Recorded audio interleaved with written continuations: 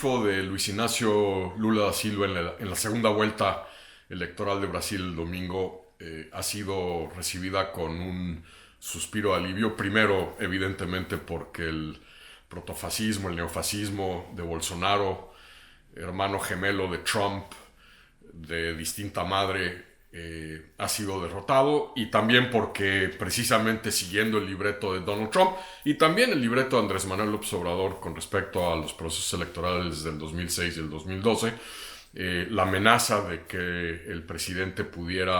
Bolsonaro pudiera buscar, como había indicios en las 24 o 48 horas previas a la elección, tratar de dinamitar un resultado que parecía que le iba a ser adverso. Esto no ha ocurrido, si bien el presidente Bolsonaro no ha concedido la derrota, ciertamente ya indicó que ha iniciado los trabajos de transición y de relevo de estafeta con el equipo del ahora presidente electo Lula.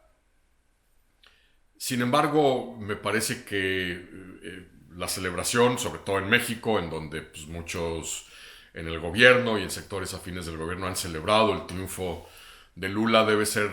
tomado con una dosis de cuidado. Primero, porque no hay que olvidar que Brasil ha sido siempre, desde hace 3-4 décadas, no quiero usar la palabra rival porque implica cierto tipo de dinámicas, pero digamos ha habido siempre un pulso diplomático entre Brasil y México de larga data.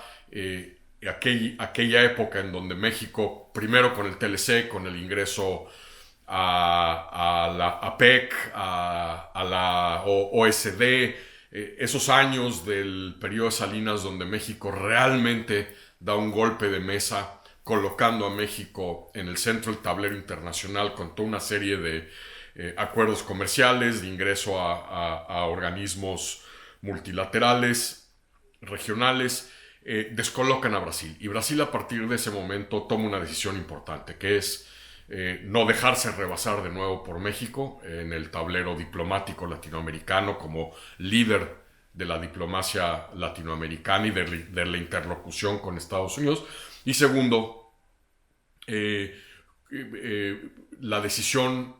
muy importante que gobiernos subsecuentes brasileños vinieron instrumentando de buscar desvincular conceptualmente a América del Norte, a México, a Estados Unidos del resto del continente. Es decir, este argumento brasileño de que no hay una América Latina, hay una América del Sur, una América Central, una América del Norte, evidentemente con el intento brasileño de convertirse en el país hegemónico de Sudamérica, UNASUR, Mercosur, todos estos mecanismos que Brasil empieza a construir y a consolidar a nivel regional, su enorme, hay que decirlo, sobre todo contrastado con la paupérrima inversión del Estado mexicano desde la época de Cedillo, Fox, Calderón, Peña Nieto, ahora sobre todo también Andrés Manuel López Obrador, paupérrima inversión mexicana en la huella diplomática de nuestro país en el mundo. Brasil en esas décadas se dedicó a abrir embajadas por todo el continente africano, a invertir recursos, a capacitar a su personal diplomático, a mejorar su capacidad de operación y de paso a argumentar que México era parte de América del Norte, no era parte de América Latina y el Caribe, y sobre todo no era Sudamérica. Generar este espacio de liderazgo brasileño donde no estaban ni Estados Unidos ni México, y de paso además buscando, sobre todo ya en la época de Lula, donde Lula, de la mano de su entonces consejero diplomático que falleció hace un par de años, Marco Aurelio García, se dedicó de manera constante a minar, a torpedear los intereses diplomáticos mexicanos, no solo en la región, sino también en foros multilaterales relevantes. Una serie de candidatos mexicanos que distintos gobiernos mexicanos postulan a puestos de liderazgo en organizaciones multilaterales internacionales, dinamitados, torpedeados por Brasil, cabildeados en contra,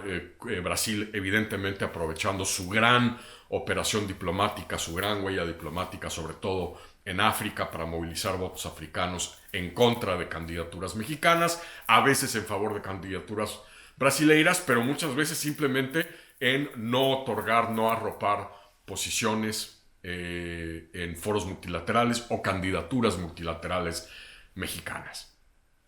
Con la llegada de Bolsonaro al poder, se abrió una ventana. ¿Por qué? Porque Bolsonaro, con su discurso, con su posicionamiento, con toda una serie de posturas con respecto al cambio climático, a la deforestación del Amazonas, a su vandalismo diplomático muy similar al de Trump,